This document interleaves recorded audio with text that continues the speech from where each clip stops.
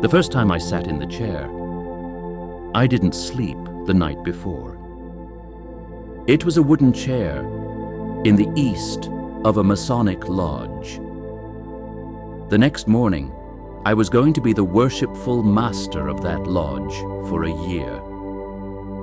The chair sits where the sun rises. That's the symbolic logic. The presiding officer of a Masonic Lodge takes his seat in the east because the east is the direction from which light comes. It's also the seat from which everything in the lodge for the next year is going to be your responsibility. I served as worshipful master. I loved it. And I'll be honest about the part I didn't. This is what that actually means. The title Worshipful Master doesn't mean what people think it means. Worshipful is Middle English. It comes from worthful, worthy of respect, honor-bearing. The same root that gives us worth and worthy. It has nothing to do with religious worship. So when you read Worshipful Master, read it as honor-bearing master.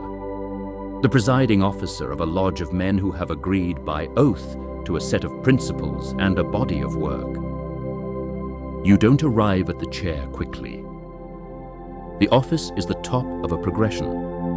In most constitutions, you start as a steward, then junior deacon, then senior deacon, then junior warden, then senior warden, then worshipful master. Each station for at least a year. Each station carries its own duties, guarding the door, attending the wardens, delivering ritual, sitting in the chairs that mirror the masters.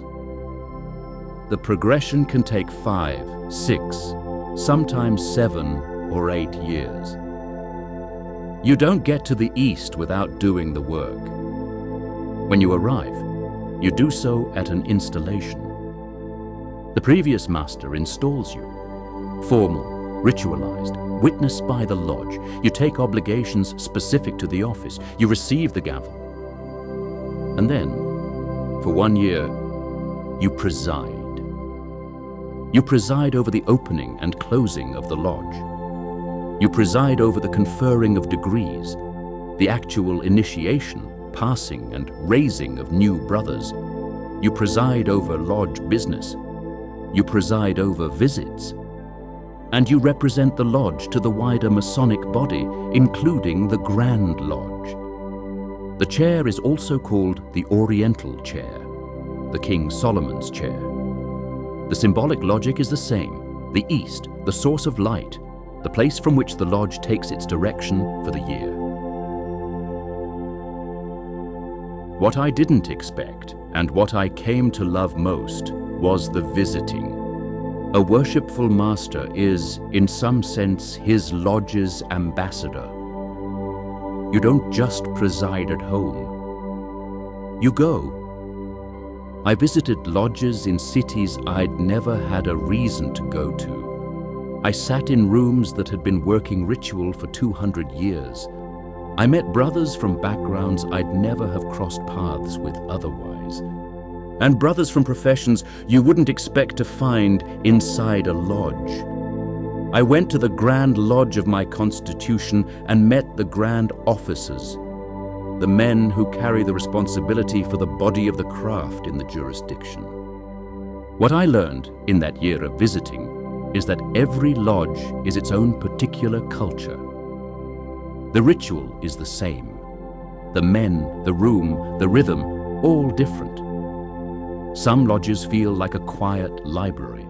Some feel like a college reunion. Some feel like a regiment. And once you've sat in 20 of them, you understand the craft in a way that doesn't survive being told. You also start to recognize that you are part of something genuinely ancient. Not in the mystified sense. In the literal sense. You're sitting in a chair that men have been sitting in some form, for at least 300 years of recorded practice, and probably longer.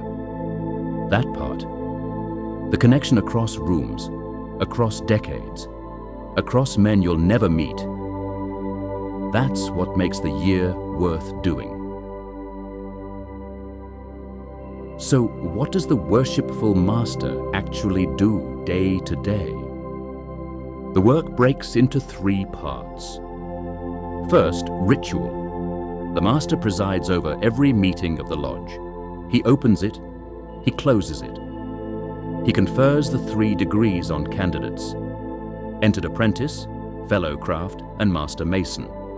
He delivers the central lectures himself, or designates senior officers to deliver them. If the ritual is poorly worked, the meaning evaporates. If it's well worked, every brother in the room feels it. The standard is the Master's responsibility. Second, leadership. The Master rules on matters that come before the lodge. He chairs the meetings. He resolves disagreements. He decides who advances and when. He represents the lodge to its Grand Lodge and to other lodges. He is, formally and practically, the executive of the lodge for the year. Third, the symbolic role. The Master holds the gavel, a small wooden hammer that in his hand carries the authority of the entire lodge. Once to call attention, twice to call to order, 3 times to dismiss. In ritual, the gavel is associated with the rough ashlar, the unfinished stone that the mason chips into the perfect cube. The Master's gavel is the symbolic instrument of that work, applied not to literal stone, but to the self of the brother in the lodge. The chair he sits in is the King Solomon's chair, the seat from which, in the ritual reconstruction, the symbolic temple is directed. The Master in the East stands in for the wise ruler under whom the work is done.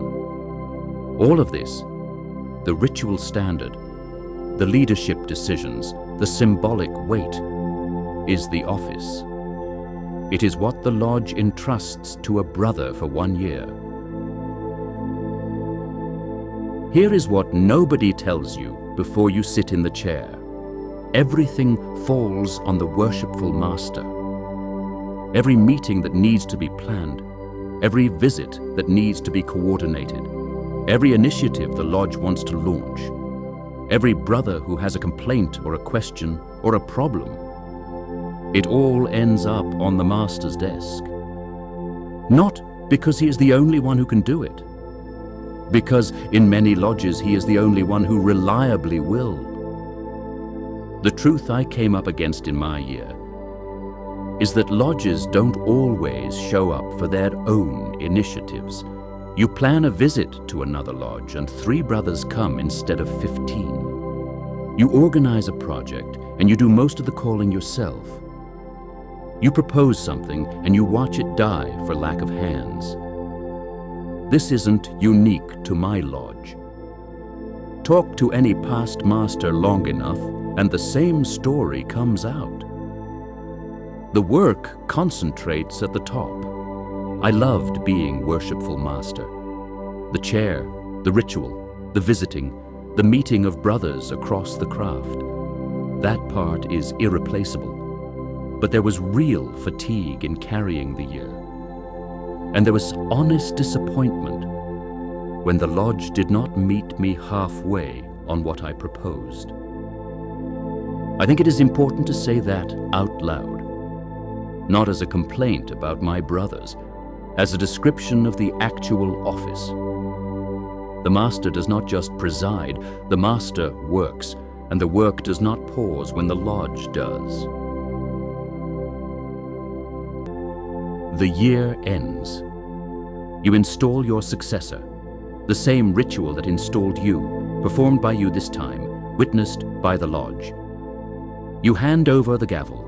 You receive in turn the Past Master jewel, a small medallion bearing the square with a quadrant of a circle in place of the compass, denoting the office you no longer hold but will always have held. You step down from the east and take a different seat in the lodge. In most constitutions, the immediate past master sits as an advisor to the new master and continues active service in the lodge. What you keep is not the office, it's what the office did to you. I came out of the year more patient with men I disagreed with, and less patient with men who showed up only to extract. I came out with a clearer sense of what running a small institution actually requires: the constant small decisions, the boundary holding, the willingness to be the one who calls the meeting one more time. I came out also with relationships across other lodges and across grand offices that wouldn't exist otherwise. Those relationships outlast the year. They outlast the office. And I came out with a small piece of regalia I can wear for the rest of my Masonic life. The Past Master Jewel, which, to anyone who knows what it means, is the only signal that needs to be sent. The Worshipful Master year is short. What it builds in you is permanent.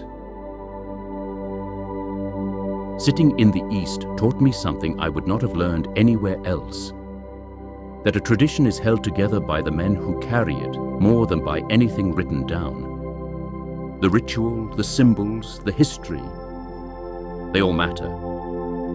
But they survive because someone agrees to do the work for a year and then hand it on.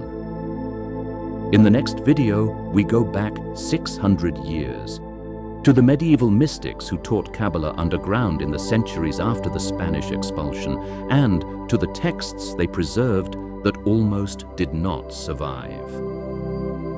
The same pattern of preservation in a much older house. This is the hidden thread. Subscribe if you want to follow it.